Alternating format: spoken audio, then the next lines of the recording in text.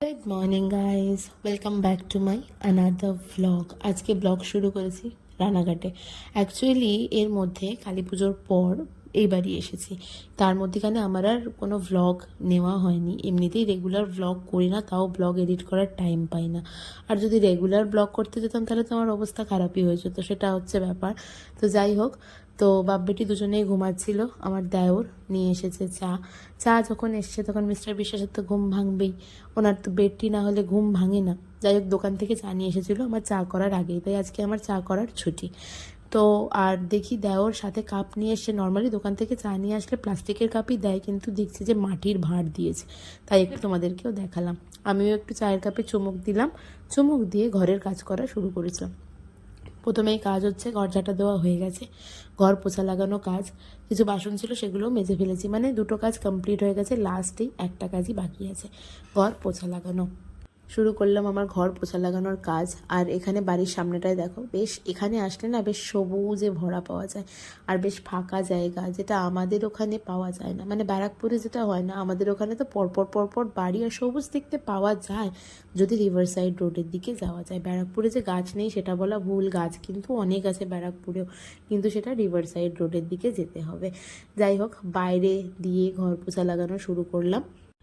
খুব বেশি বেলা হয়নি, আজকে 7টার মধ্যেই, 7টার আগেই আমি ঘুম থেকে উঠেছি। 7টার সময় মানে আমার কাজ তো মোটামুটি কমপ্লিট হয়ে গেছে, খালি একটা কাজই বাকি আছে। এই কাজটা কমপ্লিট হয়ে গেলে আমার সকালের কাজ কমপ্লিট, সব কিছু সমস্ত কাজ কমপ্লিট। ও আচ্ছা, জল ভরা হয়নি, তো ভাবলাম বোতলগুলো যখন খালি হয়ে গেছে চলো টুকটুক করে জলগুলো একটু ভরে রাখি।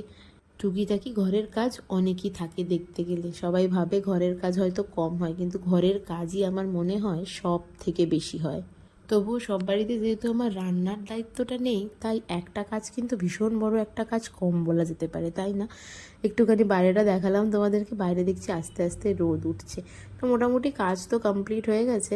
এবার টুকটুক করে যাব বুড়ুকে ডাকতে। মা এখানে রান্না চাপিয়ে দিয়েছে সকাল সকালই, তার কারণ আজকে আমি বেরিয়ে যাব। আমি মানে আমরাই যাব, ব্যারাকপুর যেতে হবে। আজকে আমার পড়া আছে শনিবার, তো ব্যারাকপুর যাব, আবার 2 দিন বাদ এখানে আসবো। তো বুটুকে ডাকতে গেলাম, তো ভাবলাম খুব একটা বেশি দেরিও হয়নি, চলো আমি একটুখানি আমার বইয়ের পাতাতে চোখ বুলিয়ে নিই। তো সেই জন্য বই খাতাটা নিয়ে একটুখানি বসে পড়লাম, এভিডেন্স পড়ছিলাম। যদিও এখন আর এভিডেন্স নেই, এখন বিএসএ হয়ে গেছে।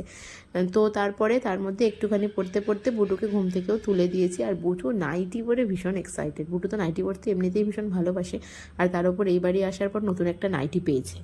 ঠাম্মি একটা নতুন নাইটি বানিয়ে দিয়েছে, সেটা নিয়ে মানে প্রচণ্ড এক্সাইটেড। যেই বানিয়ে দিয়েছে তখনই পরতে হবে। তো পরিয়ে দিয়েছিলাম গতকালকে, মানে গতকাল নাইটিটা ধুয়ে দিয়েছিলাম, তারপরে স্নান করে উঠে পরিয়ে দিয়েছিলাম। অ্যাকোয়াগার্ডে চলে আসলাম আমি ওর জন্য একটু গরম জল নেওয়ার জন্য, তার কারণ বুটুকে স্নান করিয়ে দেবো, স্নান করিয়ে নিয়ে যাবো, কারণ বাড়ি পৌঁছাতে পৌঁছাতে মানে ওই বাড়ি পৌঁছাতে পৌঁছাতে মোটামুটি দুপুর হয়ে যাবে। তোর স্নান করার টাইমটা তো পেরিয়ে যাবে, তাই ভাবলাম ওকে স্নান করিয়ে নিয়ে যাওয়াটাই বেটার। তো ঘুম থেকে উঠে পড়েছে, আমি চলে গেলাম ওই জন্য সোজা গরম জল নিতে। গরম জল নিয়ে তারপরে বুটুকে স্নান করে দেওয়ার। এখানে দেখো মেঝের মধ্যে শুয়ে পড়েছে।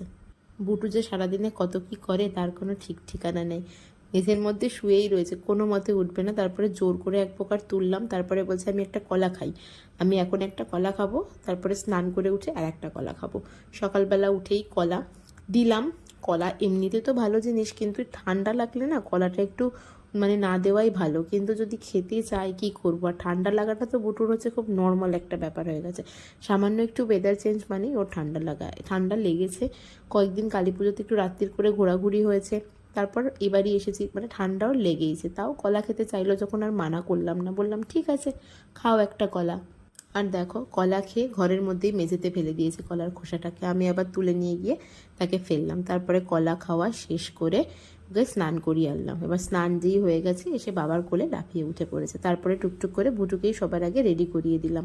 যে কোনো জায়গায় যাওয়ার থাকলে বুটুকে সবার আগে রেডি করাতে হয় আর কি, তারপরে নিয়ে বসলাম ওকে খাওয়াতে। বুটুকে খাওয়াতে বেশ খানিকটা সময় লাগে, তাই খাইয়ে দিলাম। কাপড় শুকোতে দেওয়ার ডান, খুব রোদ, চলো নিচে যাই। বুটুকে ভাত খাইয়ে দিয়েছি, আমারও স্নান কমপ্লিট, এবার খাবো আর বেরোবো। স্নান সেরে নিয়ে ওপরে জামা কাপড় শুকোতে দিয়ে এসে তারপরে খেলাম। বুটুকে তো আগেই খাইয়ে দিয়েছিলাম, খাওয়া দাওয়া কমপ্লিট করে বেরিয়ে পড়লাম যাত্রা করার উদ্দেশ্যে যাচ্ছি। আমি যাব এখন দমদম, মিস্টার বিশ্বাস আর মেয়ে চলে যাবে ব্যারাকপুরে, আর আমি যাব সোজা দমদম। একই ট্রেনে যাচ্ছি। যাওয়ার পথে একটুখানি ভাবলাম নবদ্বীপের ক্ষীর দই কিনে নিয়ে যাই। এখানে না নবদ্বীপের ক্ষীর দই পাওয়া যায়, বেশ ভালো। আর ক্ষীর দইটা খেতে বেশ ভালো লাগে ঠিক কথা, কিন্তু ক্ষীর দই না একটু বেশি মিষ্টি হয়, মানে খুব বেশি পরিমাণে খাওয়া যায় না। তাও ভাবলাম চলো, বাড়ি যখন এসেছি, মা ক্ষীর দই খেতে ভালোবাসে, কিন্তু কথা হচ্ছে গিয়ে মায়ের সুগার আছে, কিন্তু মাঝে মাঝে ওই ভালোবাসার জিনিস একটু হলে খেতে হয়, যতই সুগার থাক বা না থাক আর কি। তো সেই কারণে মায়ের জন্য একটুখানি ক্ষীর দই কিনলাম। আর বুটু তো রাস্তায় এটা ওটা সেটা যা দেখতে পায় তাই কিনে দাও। একটা বেলুন কিনেছে, একটা জেমসের মতো কিছু একটা চকলেট কিনেছে, মানে এটা বুটুর চলতেই থাকে আর কি। তারপরে দই টই কিনে নিয়ে চলে আসলাম টিকিট কাউন্টারে। টিকিট কাউন্টারটা দেখলাম বেশ ফাঁকাই রয়েছে, তাই ভাবলাম ইউটিএসের ব্যালেন্সটা আর শেষ করবো না, চলো টিকিট কাউন্টার থেকেই টিকিটটা আজকে কাটা যাক। নইলে বেশিরভাগ টাইম আমরা ইউটিএস থেকেই টিকিট কাটি, কারণ ওটাই একটু সুবিধা হয় আর কি, চটজলদি হয়ে যায়। আর ভিড় যদি কাউন্টার থাকে, ট্রেন মিস হওয়ার ভীষণ রকমের সম্ভাবনা থাকে। বিশেষ করে ব্যারাকপুরে না অফিস টাইমের দিকে এত পরিমাণ ভিড় থাকে, শুধু অফিস টাইম বলে না, ব্যারাকপুরে প্রায়শই দেখেছি আমি টিকিট কাউন্টারে যথেষ্ট ভিড় থাকে। সেই কারণে আমি আরও বেশি ইউটিএসটা ইউজ করি। এখানে বুটু পেয়ে গেছিলো একটা সঙ্গী, আর সে বাচ্চাটি এত ছটফটে আর কি, সে বুটুকে ধরে টানাটানি শুরু করেছিল।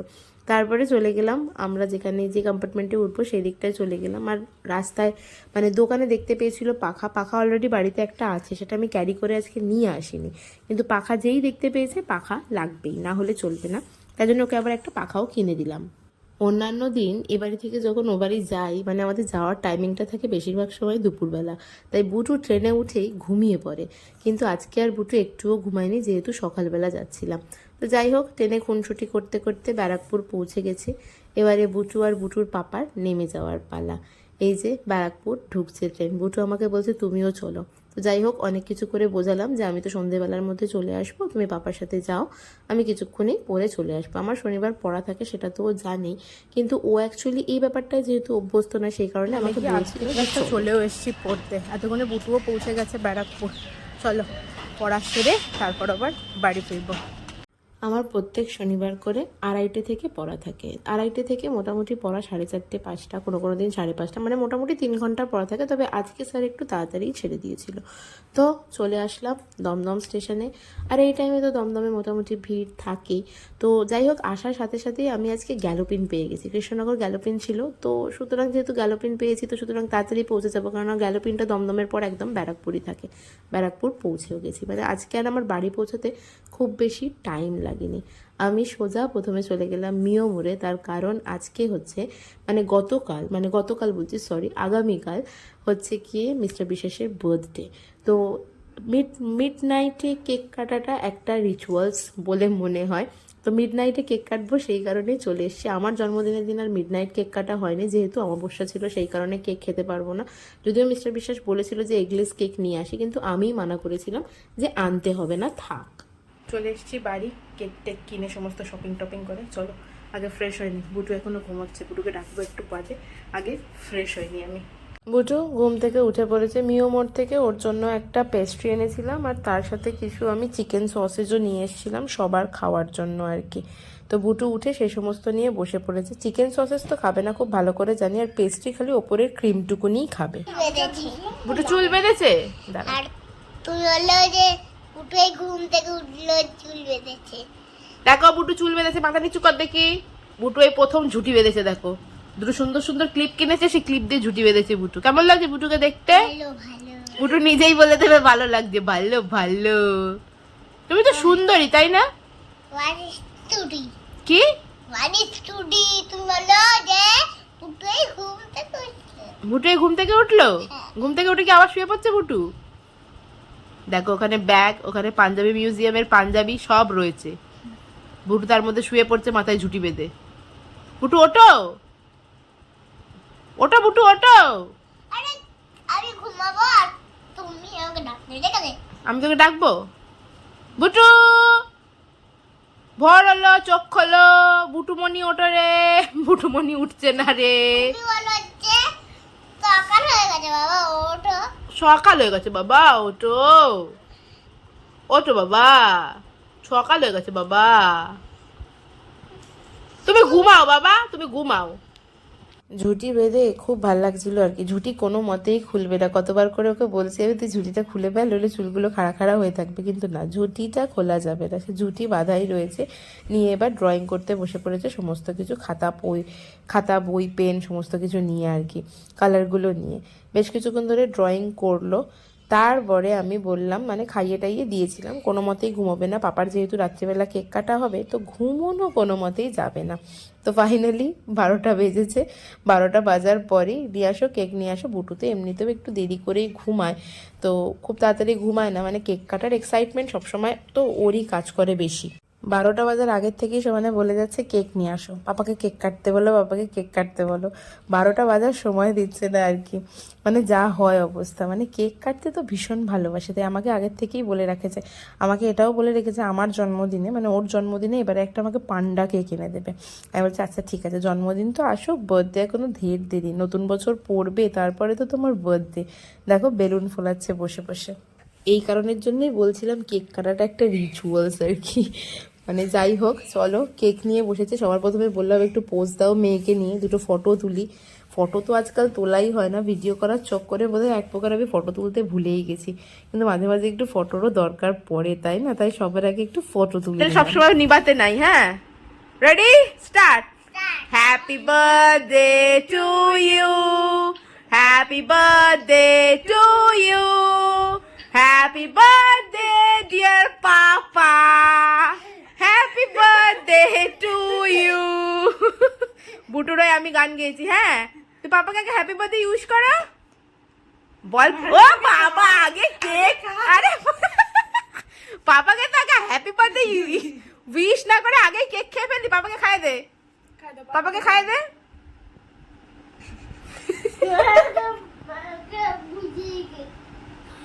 আরে ওটা আগে নে। মুখটা দেখা, বুটু মুখটা দেখা, বুটু মুখটা দেখা তো একটু।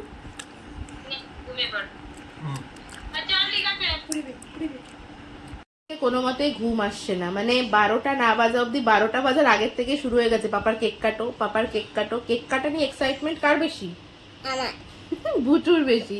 তাই চলো কেক কাটা ডান, রাত্রির বেলা কেক কাটা ডান। আমি তো আমার বার্থডে দিন রাত্রে কেক কাটতে পারিনি অমাবস্যার কারণে। যাই হোক, চলো আজকের ব্লগটা এখানেই শেষ করছি।